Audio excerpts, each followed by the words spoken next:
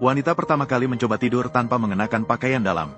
Namun, ia sama sekali tidak menyangka. Di bawah tempat tidur ternyata tersembunyi seorang pria mesum. Saat ia tertidur lelap, pria mesum itu diam-diam merangkak keluar, menggunakan obat bius untuk membuatnya pingsan.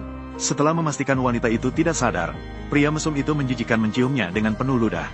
Kemudian menyenandungkan lagu kecil menuju kamar mandi. Ia juga mengambil ponsel dan memutar musik, sambil menikmati musik yang indah. Sambil mandi, ia juga mengambil pakaian dalam wanita itu. Dengan rakus menghirupnya berulang kali. Bahkan ia menggunakan sikat giginya untuk menyikat gigi. Akhirnya dengan santai mulai mandi di kamar mandi. Setelah melakukan semua itu, pria mesum itu perlahan mendekati wanita. Dengan kasar ia merobek jubah mandi yang dikenakan wanita. Ia juga dengan hati-hati melipatnya dan meletakkannya di samping. Kemudian seperti biasa, ia mengangkat selimut dan berbaring di dalamnya. Pagi berikutnya, wanita terbangun. Namun menemukan dirinya telanjang bulat. Padahal semalam ia jelas-jelas tidur mengenakan jubah mandi. Dan saat ini tubuhnya masih pegal-pegal sekali. Namun, karena terburu-buru berangkat kerja, ia hanya menganggap itu akibat kerja yang terlalu melelahkan. Ia salah ingat, sama sekali tidak memikirkannya.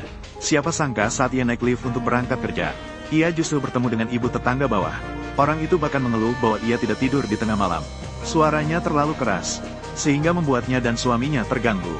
Meskipun masih muda dan bergairah, namun tidak perlu juga tidak berhenti sepanjang malam, yang membuat seluruh keluarga mereka tidak bisa tidur. Wanita itu tampak bingung. Ia menjelaskan bahwa suaminya sudah pergi dinas lebih dari 6 bulan, dan ia tidur setiap malam jam 10. Tidak mungkin ada suara, itu harusnya ruangan lain. Namun, ibu tetangga itu bersikeras bahwa ia tidak salah dengar. Suara itu memang berasal dari atas. Wanita itu sangat tidak mengerti. Namun ia juga tidak memikirkan lebih jauh. Ia langsung pergi ke toko perhiasan untuk bekerja. Sudah berapa lama? Seorang pria menyeramkan, menunjukkan gigi kuning besar sambil tersenyum bodoh padanya. Wanita itu hampir mati di tempat karena ketakutan. Maaf, saya tidak punya uang kembalian untuk Anda. Saya datang untuk membeli kalung. Wanita itu baru bisa tenang kembali, mulai memperkenalkan kalung kepada paman itu. Namun saat itu manajer tiba-tiba muncul, mengejek pria itu yang terlihat miskin. Bagaimana mungkin dia bisa membeli perhiasan? Manajer, dia datang untuk membeli kalung. Lihat orang seperti dia. Apakah terlihat seperti bisa membeli kalung? Mungkin dia datang untuk mencuri atau merampok. Saya datang untuk membeli kalung. Pergi, pergi, pergi. Orang seperti kamu di sini. Toko kami tidak ada bisnis lagi. Cepat pergi. Hei, kenapa kamu menatap seperti itu? Percaya atau tidak, saya akan memukulmu. Manajer itu tidak tahu bahwa dia akan segera membayar harga yang mahal karena ini. Setelah pria itu diusir, diam-diam mengeluarkan buku kecil, menggambar tanda silang besar di nama manajer.